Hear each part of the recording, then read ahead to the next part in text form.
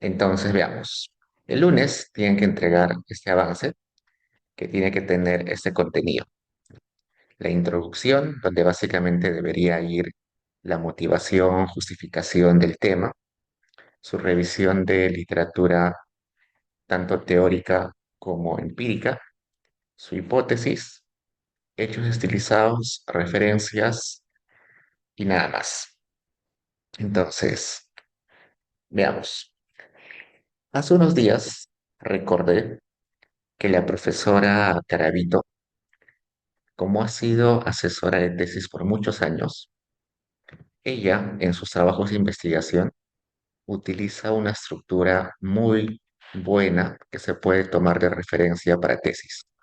Entonces, por ejemplo, acá tengo ese documento de trabajo de la profesora Gravito que dice, ¿es la educación un mecanismo de salida hacia mejores ocupaciones para las trabajadoras del hogar? Entonces, veamos.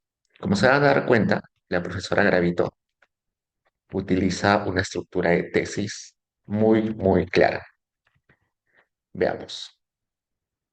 Dice, introducción, donde debería ir dos componentes. Yo les comenté la anterior clase, hay dos componentes iniciales en la introducción.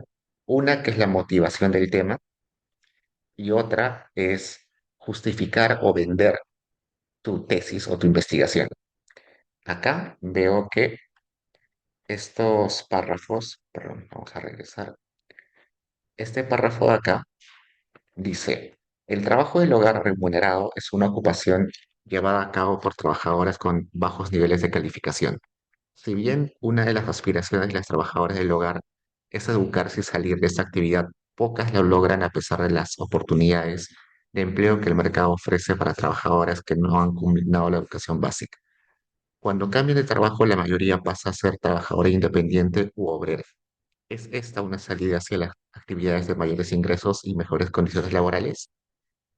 La educación es un mecanismo fundamental para el bienestar de la población. Desde el punto de vista individual, permite a las personas una inserción más ventajosa en el mercado laboral. Asimismo, les brinda la posibilidad de funcionar como personas y desarrollar sus capacidades plenamente. Desde el punto de vista de la sociedad como un todo, un nivel mayor de educación está asociado a una sociedad más estable, donde los individuos son ante todo ciudadanos.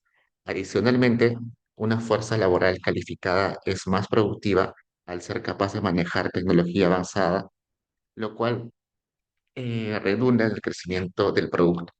En esos dos párrafos, básicamente lo que ha explicado es la motivación de por qué estudiar a las trabajadoras del hogar y la educación de estas como mecanismo para salir de una situación de desventaja es relevante, ¿no?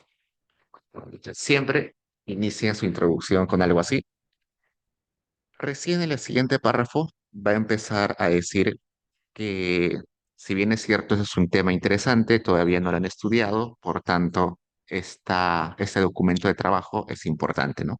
En un trabajo previo, con tres paneles de encuesta nacional de hogares que cubren el periodo del 98 al 2011, encontramos que que las transiciones hacia afuera del mercado del hogar remunerado dependen tanto de la educación como del ciclo económico, y la salida es la mayoría de los casos hacia el trabajo independiente.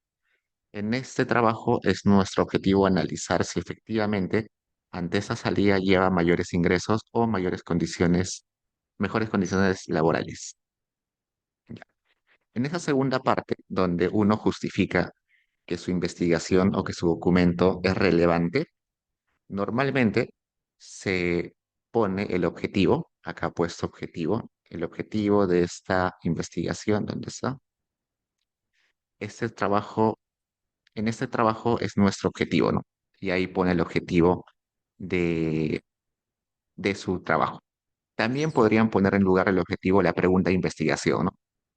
Podrían poner ahí, este trabajo aborda la pregunta siguiente. La educación es un mecanismo importante y relevante para que las trabajadoras del hogar remunerado puedan salir a mejores empleos. Entonces, en esas oraciones pueden incluir el objetivo o pueden incluir la pregunta de investigación Lo demás que aparece acá, todavía ustedes no lo van a tener porque recién están planteando el tema, pero sería relevante que pongan ahí la propuesta. Esa investigación va a tener un enfoque inductivo o deductivo, hipotético, descriptivo, exploratorio, que utilice econometría o estadística o simplemente va a hacer comparaciones con posiblemente tal base de datos. Nada detallado, solamente algo sutil. Lo importante de la introducción que ustedes van a presentar ese lunes es que esté la motivación del tema y la justificación de por qué su tesis eventualmente va a aportar algo nuevo a la literatura. ¿Ya? Esa parte es muy importante. Yo que ustedes trato de pensarle un poquito, de utilizar algún dato llamativo. Acá la profesora Garavito no utiliza ningún dato llamativo, pero quizás a mí se me ocurriría buscar qué porcentaje de la fuerza laboral son trabajadoras del hogar no remunerado, perdón, no es decir, una de cada 10 mujeres en algún momento de su vida ha tenido ese tipo de trabajo. O podría buscar algún dato del salario promedio de estas mujeres, ¿no? Es decir, el salario promedio de estas mujeres está por debajo de la remuneración mínima vital o está por debajo de la canasta mínima vital. Entonces, esos detalles, esos datos, como que podrían ayudar a que el lector se convenza de que es algo interesante, ¿no? Básicamente, esta partecita de la introducción que contiene la motivación y la justificación es vender tu tema. Y, aunque no lo crean, vender su tema es muy importante. Hay investigaciones que son muy buenas econométricamente, muy buenas en revisión de literatura, pero no lo motivan bien y terminan ahí olvidadas, nadie las lee porque la gente no tiene noción de para qué leería esa investigación.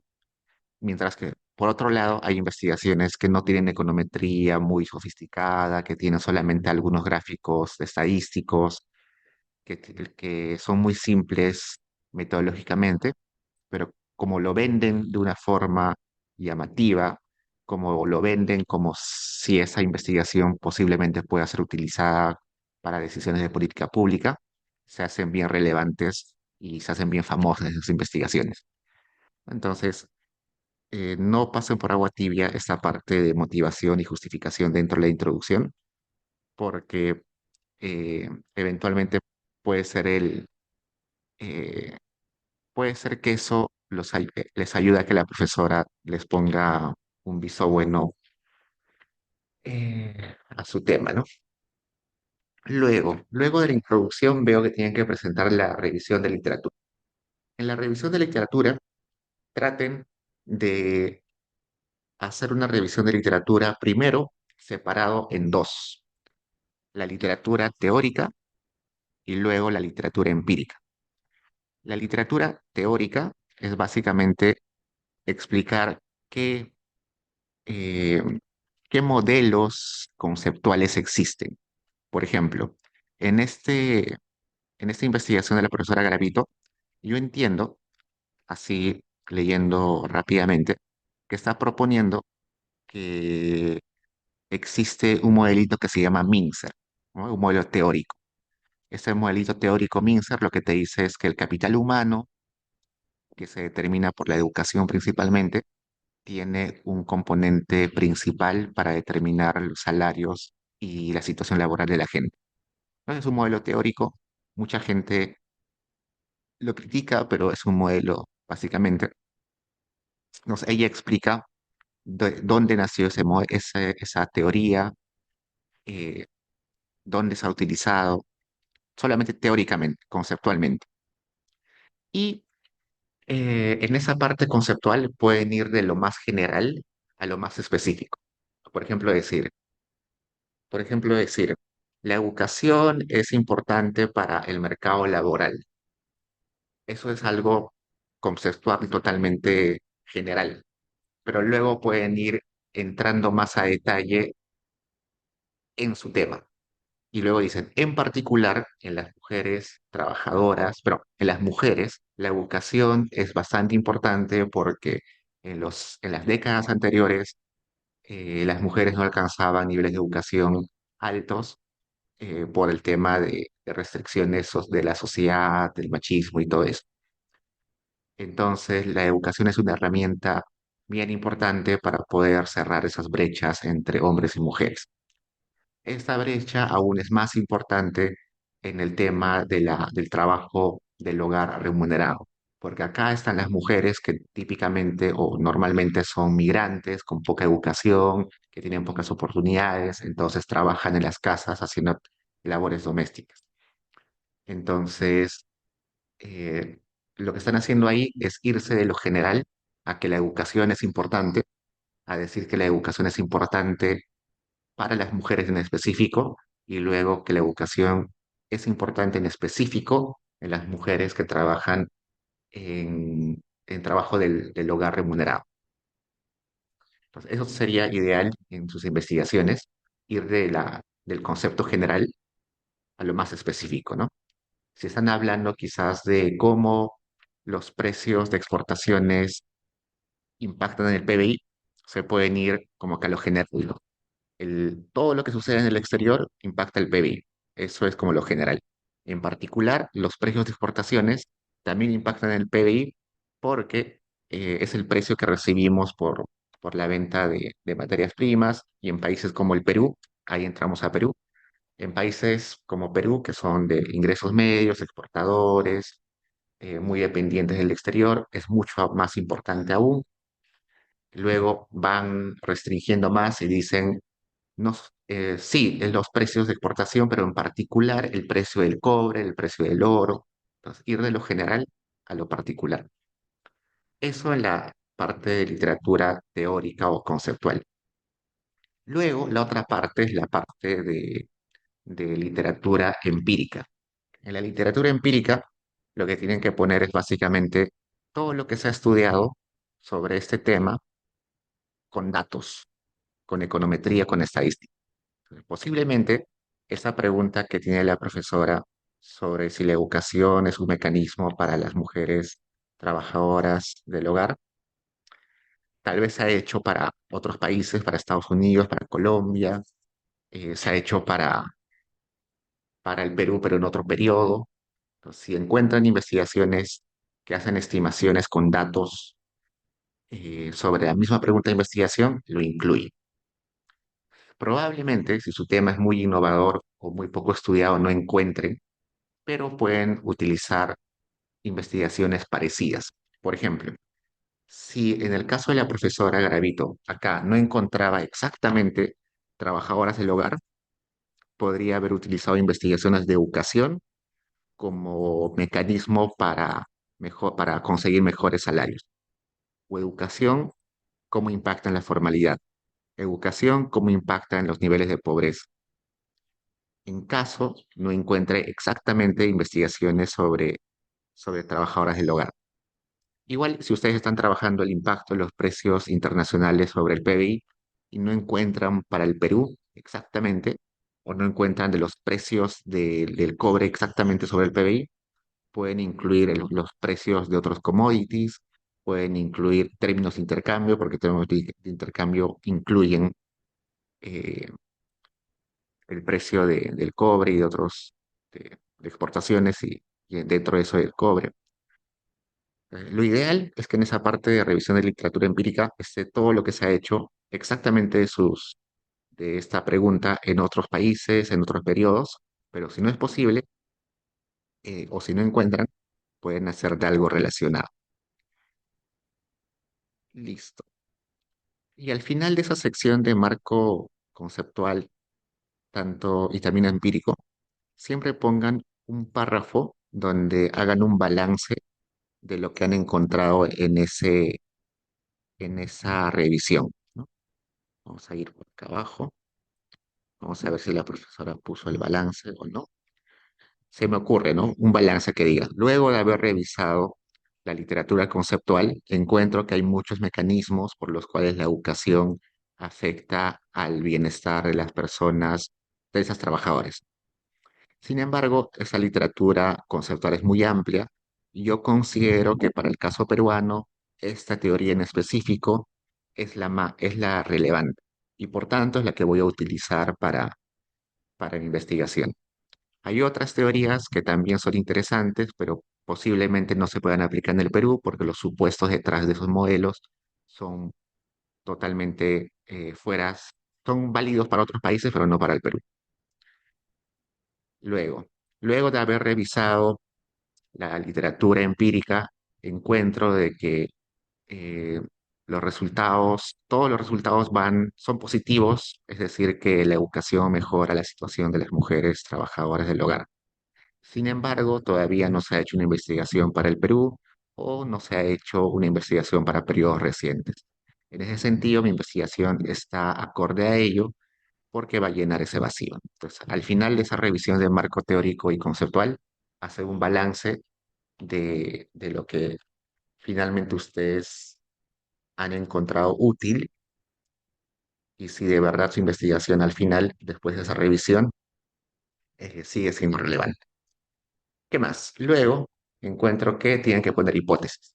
La hipótesis, en el caso de ustedes, es simplemente una propuesta de respuesta posible al que llegarían después de su investigación. Por ejemplo, en el caso de esta investigación, la hipótesis sería, eh, la educación sí es un mecanismo a la salida hacia mejores ocupaciones para las trabajadoras del hogar en el Perú en tal periodo. Esto sucede porque existen dos canales de transmisión. Un canal de transmisión es que las mujeres educadas tienen mayor acceso a información, es decir, conocen mejor cómo insertarse al mercado laboral. Y eso eventualmente hace que ellas puedan buscar mejores oportunidades y en esa búsqueda pueden hacer match o emparejarse con empleos de mayor calidad.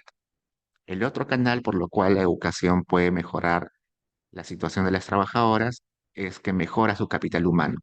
Y al mejorar su capital humano, eh, son más atractivas para empleos en otros sectores. Y eventualmente eso las lleva a incluirse en empleos formales, empleos mejor remunerados. Eh,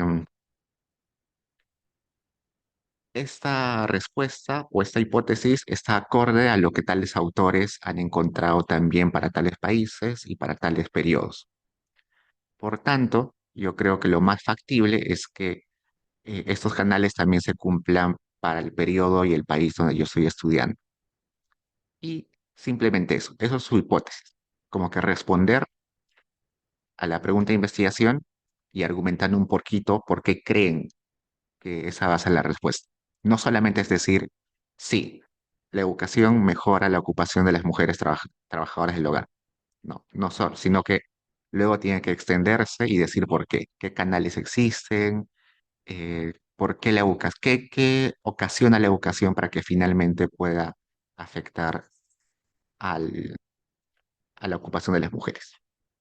En un rato les voy a mostrar un grafiquito para que puedan dejar en claro eso. Y luego me aparece hechos estilizados. La profesora Garavito siempre presenta varios hechos estilizados que siempre me parecen muy bien elegidos. Por ejemplo, acá, su gráfico uno, que es un hecho estilizado, habla de las trabajadoras del hogar remunerado como sin contrato. Acá me dice, más del 70% de las mujeres que trabajan trabajadores del hogar remunerado no tienen contrato. Es altísimo, ¿no? La mayoría no tiene contrato. Entonces, eso, por ejemplo, es un dato importantísimo, porque lo que te está diciendo es que las condiciones laborales en este sector son pésimas. Acá, movilidad fuera del trabajo del hogar remunerado y aseguramiento en salud. Acá aparece que las que son trabajadoras del hogar, que es en azul, eh, tienen muy poco aseguramiento en salud, ¿no? Uy, perdón, ¿dónde estamos? Permanencia. Horas como jornada legal. Acá me aparece que las mujeres que están en este sector trabajan,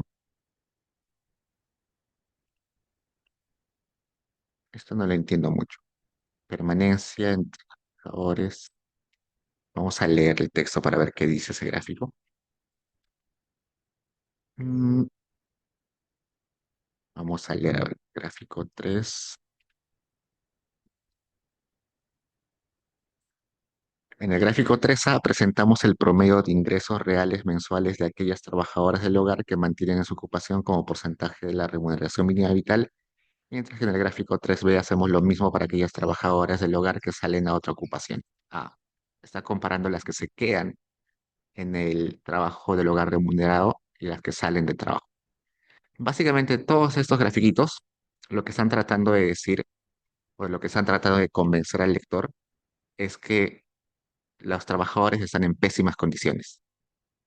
No tienen contratos, si se quedan en el sector del hogar, como trabajadoras del hogar, van a seguir permaneciendo con jornadas largas a comparación de las que salen de este sector. Entonces, todos estos hechos estilizados lo que están tratando de explicar es que las trabajadoras del hogar tienen condiciones pésimas. Y eso es lo que ustedes tienen que hacer en sus investigaciones, ¿no? Y finalmente, las referencias que no se olviden que tienen que estar en formato APA. En el caso de la hipótesis, yo les recomiendo hacer un diagrama. ¿Cómo así? Voy a buscar un diagrama que tengo acá. Un diagrama.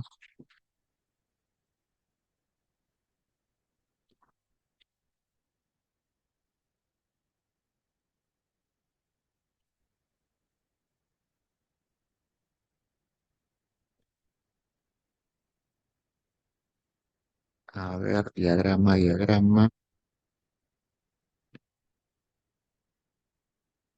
En econometría se le conoce como DAC, que quiere decir, eh,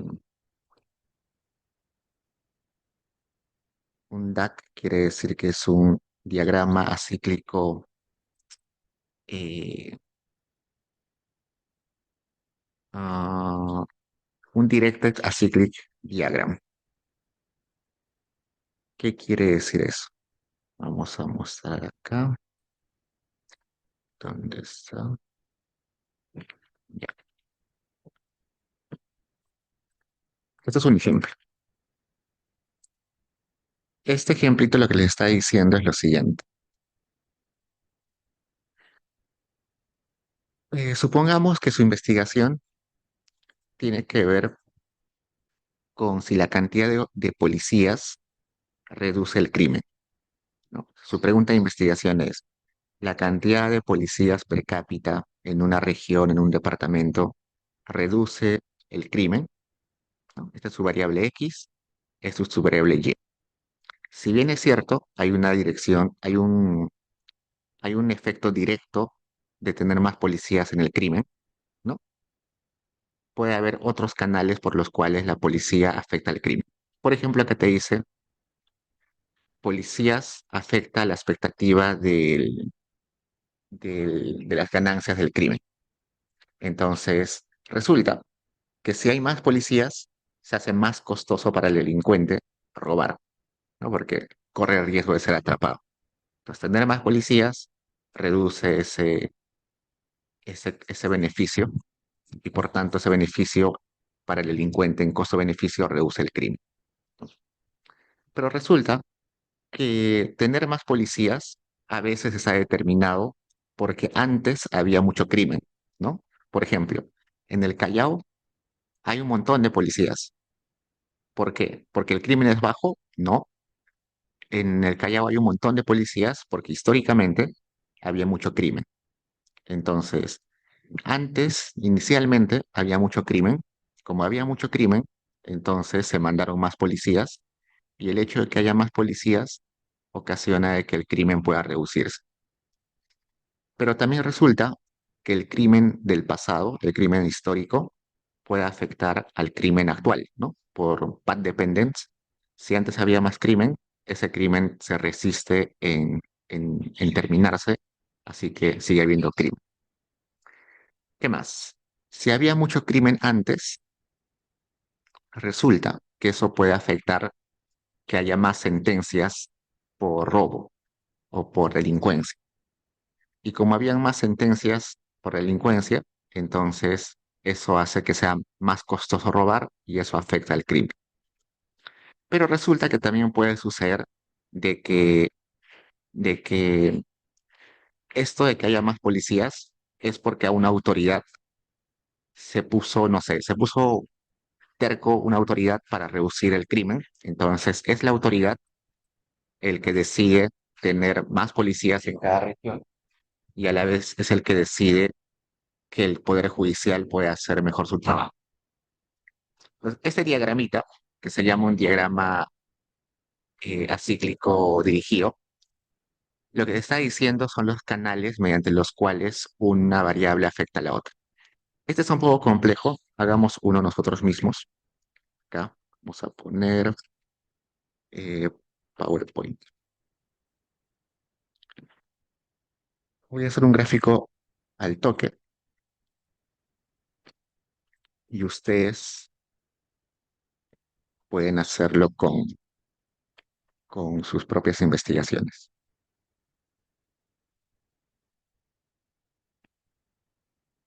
Utilizando el ejemplo de la profesora, acá pongo educación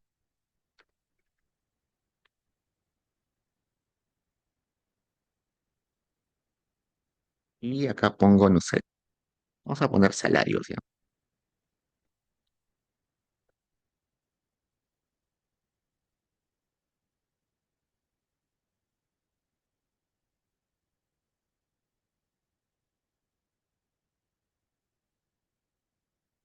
Resulta que cuando uno se pregunta si la educación tiene efecto sobre los salarios, el efecto no es directo. No es que yo me matriculo a la universidad y de frente ya tengo más salarios.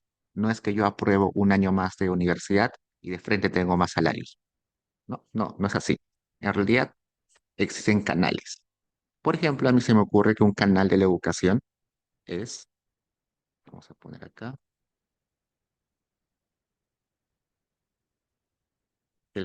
que mayor educación mejora tu capital humano. ¿No? Tienes mayor capital humano, mayor conocimiento, mayores técnicas en tu área de desempeño, que sea, entonces, si tienes mayor capital humano, eso va a ocasionar que seas más productivo, tu productividad como laboral, como persona, aumenta.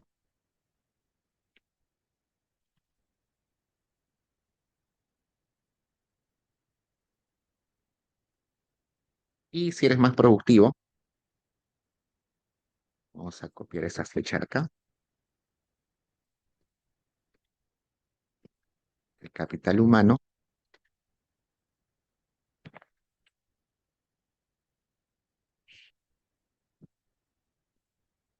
mejora tu productividad y tu productividad mejora tus salarios.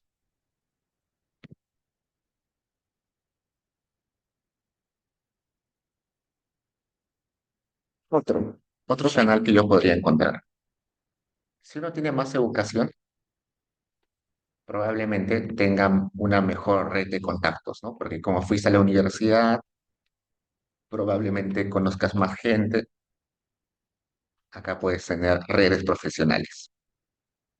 Fuiste a la universidad, conoces profesores, conoces compañeros que también están en algún trabajo, tienes mayor redes profesionales. Mayores redes profesionales te pueden ayudar a que tú tengas eh, mayores oportunidades o mayor información sobre empleos disponibles. Tus amigos, tus profesores te van, te van avisando de que existe un empleo disponible en tal lugar, en tal lugar. Entonces, esa información eventualmente hace que tú puedas acceder a mejores empleos y por tanto tienes mayor salario. ¿Qué más? Probablemente tener más educación hace que tú tengas mayor acceso a información. Por ejemplo, puedes tener acceso a tecnologías. Como has estudiado en la universidad, tienes facilidad para utilizar Bloomberg, para utilizar programas estadísticos, tienes facilidad para leer en inglés y como tienes ese acceso a todas esas cosas, entonces tienes más información. Supongamos que uno con mayor educación accede a Bloomberg con mayor facilidad, puede leerse The Economist con mayor facilidad y cuando lee The Economist se informa más y eso eventualmente te lleva a mejores empleos. Y así puede haber más y más canales por los cuales educación puede afectar a salarios. ¿Cómo se arma esto? En algunos casos ya lo tienen armado en alguna investigación. Algunas investigaciones, papers, ya lo tienen. Ustedes lo pueden sacar de esos papers.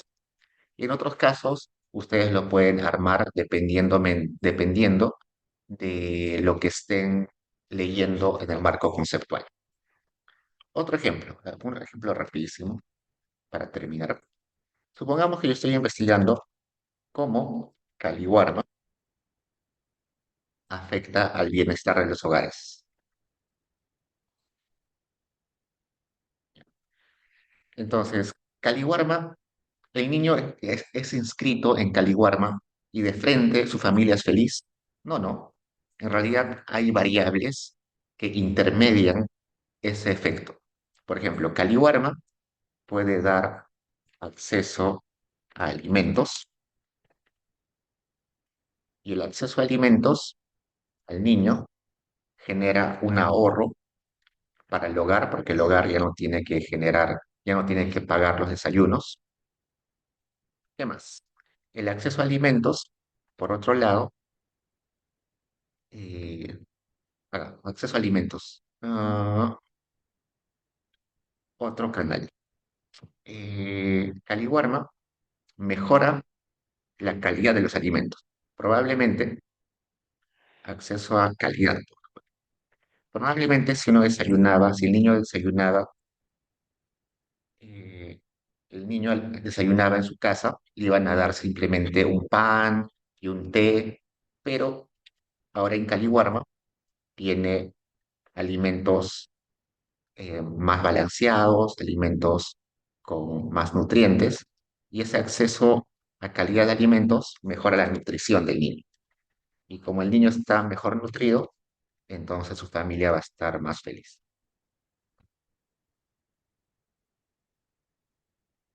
Otro. Caliwarma, por otro lado, genera eh, relaciones o contacto, mm, genera cooperación, pongamos. Resulta que en las zonas rurales, Caliwarma, seguro ustedes han visto las noticias de este fin de semana, y salió justo un caso de Caliwarma, y ahí explicaban que en las zonas rurales, Caliwarma lleva sacos de avena, sacos de leche, cajas de leche, sacos de azúcar para que preparen los padres de familia ahí. Entonces, Caliwarma hace que la gente colabore entre ellos para preparar los alimentos. Y esa cooperación hace que se generen lazos amicales entre los padres de familia y eso genera bienestar. Entonces, hay varios canales por los cuales Caliwarma genera mayor bienestar en los hogares. Entonces, no es que Caliwarma de frente apareció en el Perú y las familias son felices. No, sino que hay variables que intermedian ese efecto. ¿Por qué les muestro esto y les recomiendo que traten de hacer algo así o busquen en algún paper que aparezca esto? Porque esto va a ordenar un montón sus cabezas para pensar cómo abordar su marco teórico, su marco conceptual, cómo abordar su metodología. Entonces, por ejemplo, en la hipótesis, yo diría, Caliwarma sí genera mayor bienestar en los hogares peruanos, en los hogares beneficiarios peruanos. Esto porque existen tres canales. El primer canal hace que Caliwarma otorga alimentos a los niños, lo cual ocasiona que los padres ya no tengan que gastar en desayunos y este ahorro genera menor presión eh, en la economía familiar, generando bienestar. Y por otro lado, también Caliwarma mejora la alimentación de los niños porque les da alimentos balanceados, alimentos que ya han sido testeados, alimentos que ya han sido propuestos por nutricionistas, lo cual reduce la desnutrición, reduce la anemia, y eso hace que las familias estén más felices porque sus hijos están más saludables. Pero también resulta que Caliwarma genera lazos de cooperación entre la comunidad, porque los padres de familia tienen que colaborar para preparar los alimentos. Eso hace que la comunidad esté más unida, que sean amigos, que colaboren entre ellos, y eso eventualmente genera bienestar. Entonces, en su hipótesis, tienen que más o menos describir cómo así tu variable X termina afectando tu variable Y, ¿no? Porque el canal no es de frente, no es que Caliwarma y bienestar, sino que hay una intermediación de canales. Entonces, mi recomendación, yo sé que a veces no van a encontrar este grafiquito en algún paper. Si no lo encuentran, ustedes lo pueden hacer porque es de mucha ayuda. Y se puede hacer para todos los temas, para macro, para, para microeconomía, para lo que sea. Inclusive en el Banco Central, en su reporte de inflación de todos los meses, perdón, su reporte de inflación que es cada 3 meses, pone un grafiquito de este tipo, ¿no? Vamos a descargar. En una de las primeras páginas del reporte, hace un gráfico de ese tipo para explicar cómo así las variables afectan una a otra. Acá está. Como el instrumento principal del Banco Central es la tasa de interés de referencia, acá está tasa de interés de referencia, y el objetivo final o el objetivo principal del Banco Central es controlar la inflación, ¿no? Acá estaría la variable X, que es la política monetaria, la tasa de interés, y la variable Y, que es inflación, ¿no? Y les pone todos los canales por los cuales un movimiento de la tasa de interés puede afectar la inflación, ¿no? La tasa de interés de referencia modifica el tipo de cambio, afecta la tasa de interés de los bancos comerciales, afecta la liquidez y crédito. Estos tres afectan la actividad económica y la actividad económica afecta la inflación. Pero también el sector externo, lo que pasa en el sector externo puede afectar al tipo de cambio directamente y a la actividad económica, y el tipo de cambio también afecta a la actividad económica y a la inflación. Lo que hace el gobierno en las finanzas públicas, lo que hace el MEF, afecta a la actividad económica y eso eventualmente afecta también a la inflación. Las expectativas de inflación se retroalimentan, hay una relación bicausal con inflación. Los choques de oferta también afectan la inflación, los choques de demanda afectan ese canal, los choques financieros afectan ese canal. Entonces, si alguien, por ejemplo, está estudiando algún tema macro, un esquema de este tipo es de mucha ayuda eh, para ordenar sus canales de transmisión. Hasta ahí preguntas, chicos.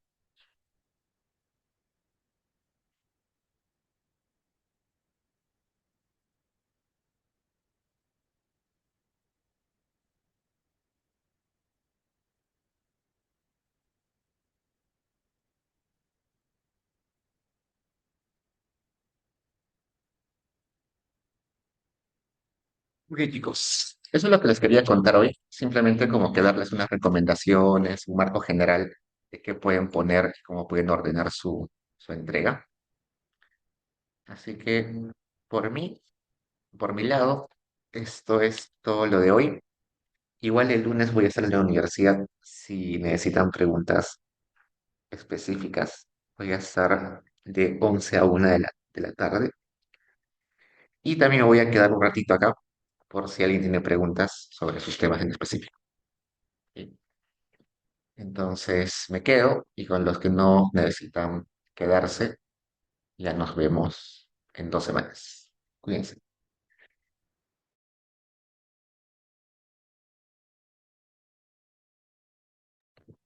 Renzo, pues, cuéntame. Sí, ¿puedo compartir pantalla? Aguardame un segundo.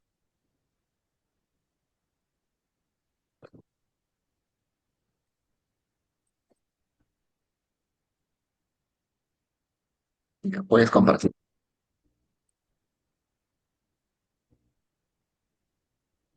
Ya digo, esta más o menos es mi tema, ya avancé la mayoría de lo que pide. Mi duda está en los hechos estilizados. O sea, no Escucho tengo muy mucho. bajo. ¿Culpa? Te escucho muy, muy bajo. Ah, ya regresé. Mi duda está más en los hechos estilizados.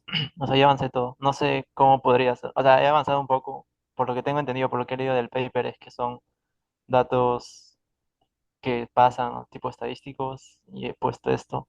Pero no sé cuántos cuadros podría tener o qué cosas podría poner más o menos.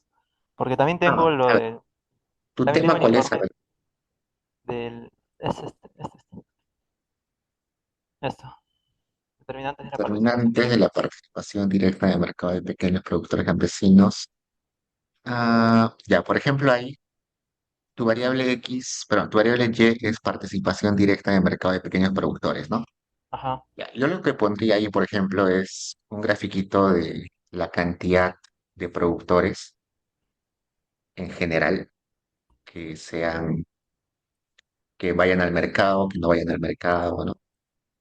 Eh, si esa cantidad de productores ha ido creciendo, no ha ido creciendo, dónde están aglomerados, probablemente la mayoría está en la sierra, en la costa, en no sé, en qué departamentos, si hay información de que si son la edad promedio de ellos, el género, el tamaño de familia de ellos, como que ver quiénes son esas personas que producen en la agricultura. Y luego ya me entraría a qué porcentaje de ellos llevan al mercado y qué porcentaje no llevan al mercado, eh, dónde están los que llevan al mercado la mayoría, en algún departamento, en alguna región, y esa cantidad o ese porcentaje ha sido en el tiempo estable o, no sé, durante la pandemia ha caído un montón. ¿Qué más?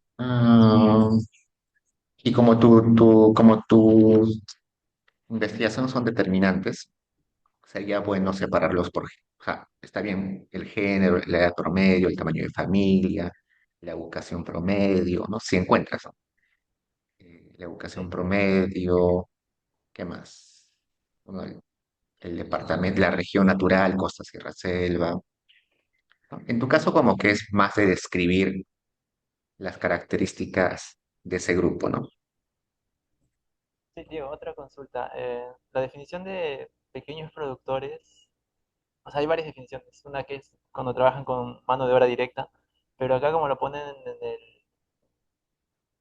en este libro de INEI de 2022, un momento, un momento.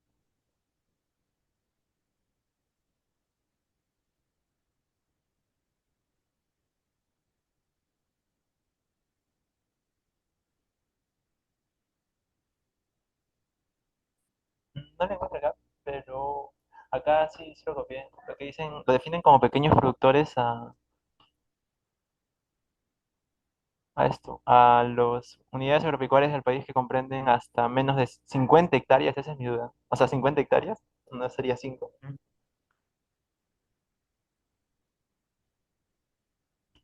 Ah, no entiendo tu pregunta. A ver un momento, deja busco acá.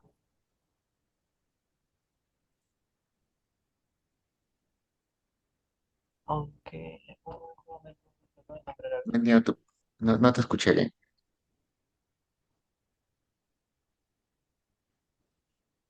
Mi duda va más sobre la definición de que da el INAI. Eh, Quiero buscar porque hace un rato lo tenía.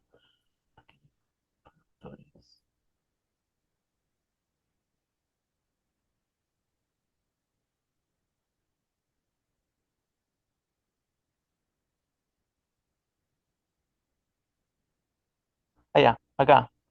Cuando dice la población objetivo es para la encuesta nacional de pequeños productores agropecuarios del país de hasta menos de 50 hectáreas. ¿Está bien eso?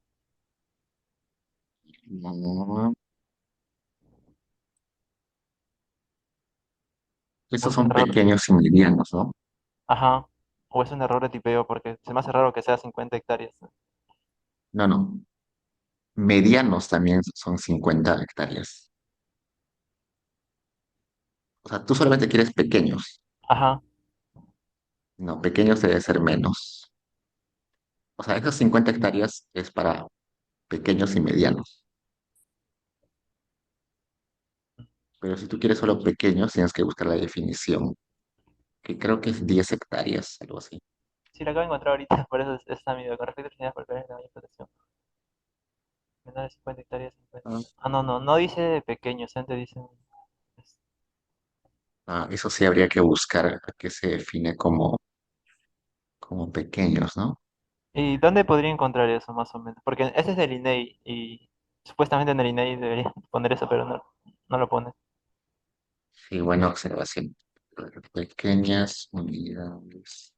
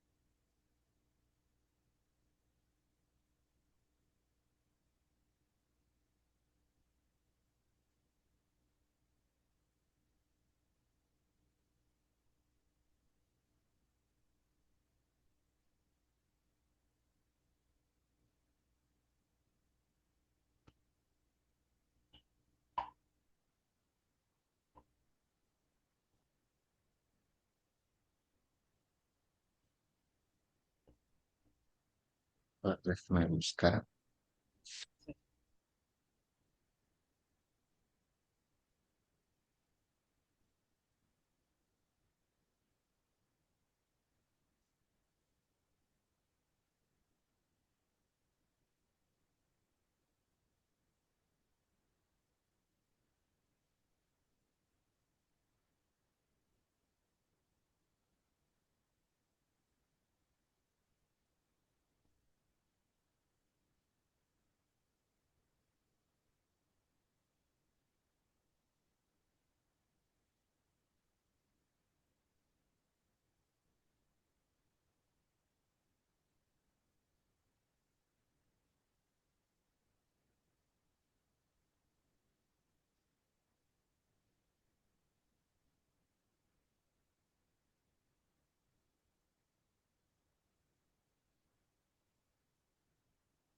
A ver, dame un segundo.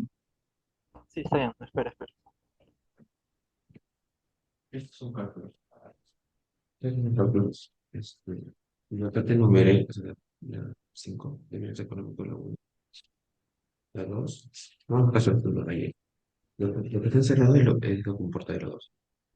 Y la 4 y la 3. Lo acá subrayé para que no.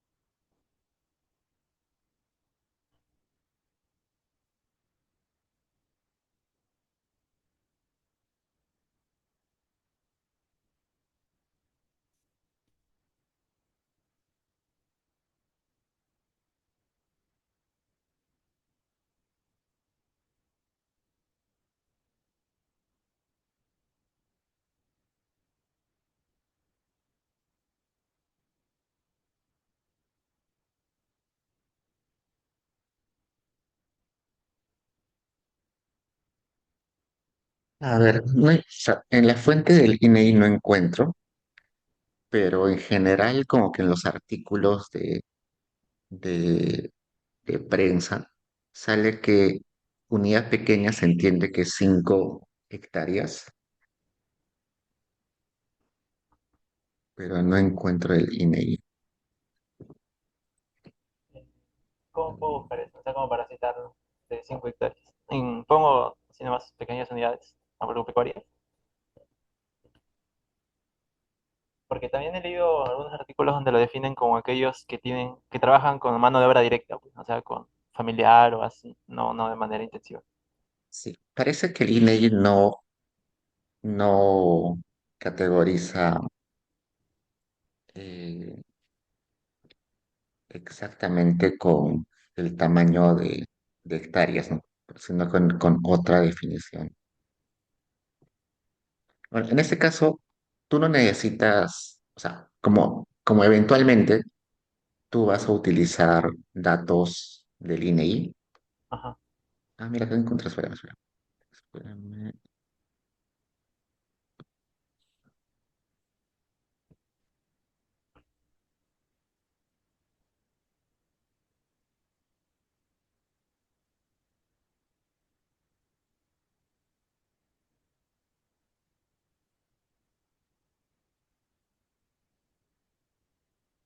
Acá encontré. En el 2012 las pequeñas unidades europeas hasta 5 hectáreas. Te voy a pasar. A ver, Ah, por favor. página 21.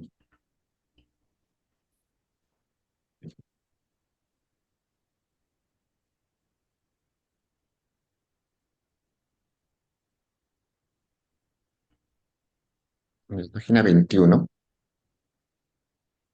Ya.